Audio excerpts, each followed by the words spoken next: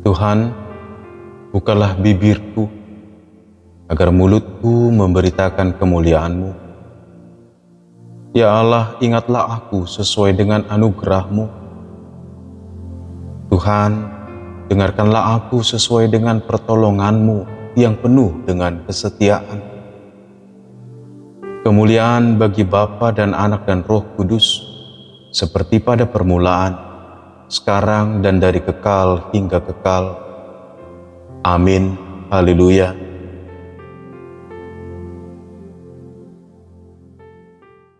Dua Tawarikh 1 ayat 12. Maka hikmat dan pengertian akan diberikan kepadamu. Aku juga akan memberikan kepadamu kekayaan, harta benda dan kemuliaan, seperti yang tidak pernah ada pada raja-raja sebelum engkau, dan tidak akan ada pada raja-raja sesudah engkau. Saudara yang kasih Tuhan, ada dongeng dari negeri Cina tentang sumpit. Ada seorang tua yang sudah renta, dia ingin mewariskan sumpit ini. Lalu dia mendatangi suatu perkampungan dan di tempat terpencil ada seorang yang sudah paruh baya, dia hidup sendiri dengan sangat amat sederhana. Lalu dia meminta air minum dan membuat orang ini sibuk untuk melayani dirinya.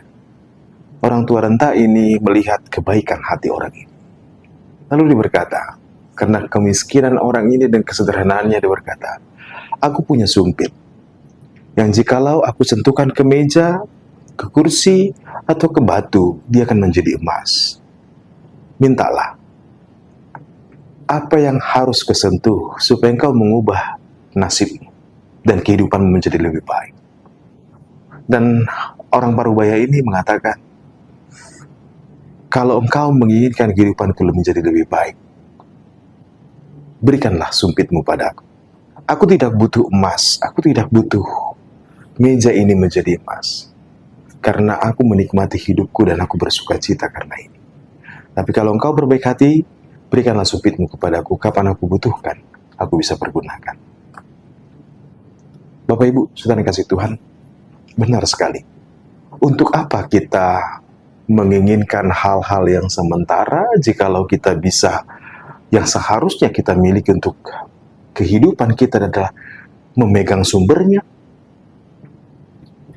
Salomo, ketika dia diberi kesempatan menjadi raja menggantikan Daud, dan dalam perjumpaannya dengan Allah, Allah mengizinkan, berkenan untuk mintalah apapun akan Tuhan berikan. Tetapi Salomo bukan meminta kekayaan, kehormatan, atau diperluas wilayahnya. Salomo meminta hikmat dan pengertian. Dan itu sangat diindahkan Tuhan, sehingga Tuhan mengaruniakan hikmat dan pengertian kepadanya. Apa itu pengertian? Bapak Ibu, saudara yang kasih Tuhan, hikmat adalah kemampuan kita atau kecerdasan kita menjalani kehidupan dengan bermakna. Bukan sekedar tahu ini, tahu itu, pintar, cerdas, banyak ilmu, tetapi tidak tahu menjalankan kehidupan. Banyak orang yang dengan kecerdasannya, dengan kepintarannya, tapi dengan penuh ambisi, dia membuat ini, membuat itu, tetapi ketika dia buat itu menghancurkan kehidupan banyak orang.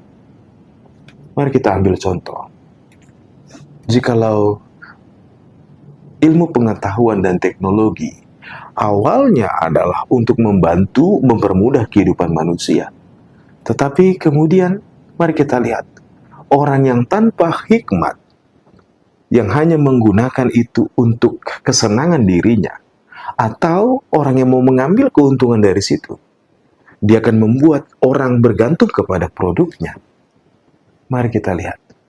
Ternyata memang benar yang kita butuhkan adalah hikmat dan pengertian dalam menjalani kehidupan ini. Terlebih dalam kehidupan kita yang penuh dengan keterbatasan, penuh dengan kerapuhan. Kita nggak bisa kuasai segala sesuatu yang terjadi di sekitaran kita, bukan? Bahkan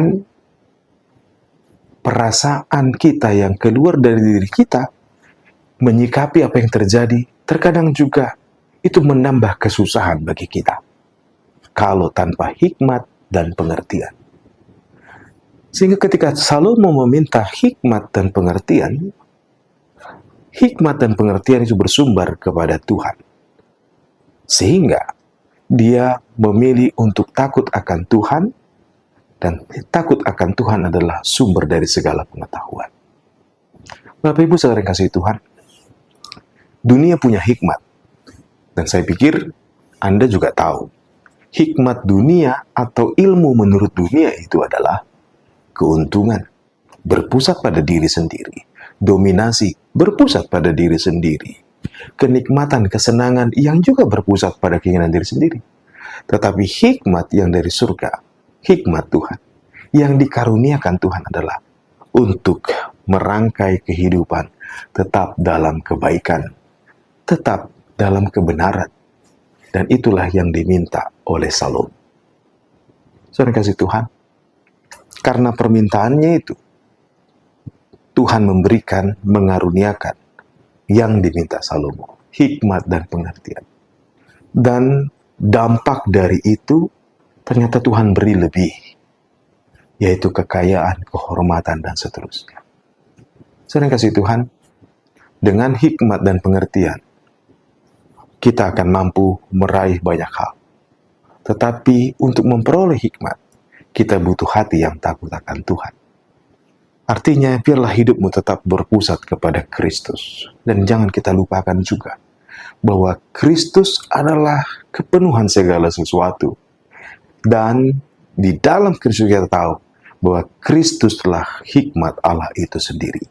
Dia adalah logos, hikmat Allah, yang segala sesuatu diciptakan melalui dia dan untuk dia, bukan? Oleh karena itu, saudara yang kasih Tuhan, Kristus telah diberikan kepada kita. Artinya, kalau kita mau menjalani kehidupan kita dengan berhikmat dan berpengertian, kuncinya ternyata Tuhan sudah berikan kepada kita. Seperti dongeng tadi, sumpitnya sudah diberikan kepada kita, yaitu Kristus. Tinggal kita dengan hati yang tunduk, yang taat, dan mau memuliakan Tuhan Yesus, kita akan tahu kehidupan kita akan berlangsung bagi kemuliaan Tuhan. Oleh karena itu, saudara yang kasih Tuhan, jalani hari ini, awal pekan ini dengan sukacita di dalam Kristus. Banyak hal boleh terjadi dalam diri kita, tetapi dengan hikmat, kita akan memuliakan Tuhan, bersyukur, dan dengan bersukacita menjalani kehidupan kita. Tuhan menyertai engkau. Shalom.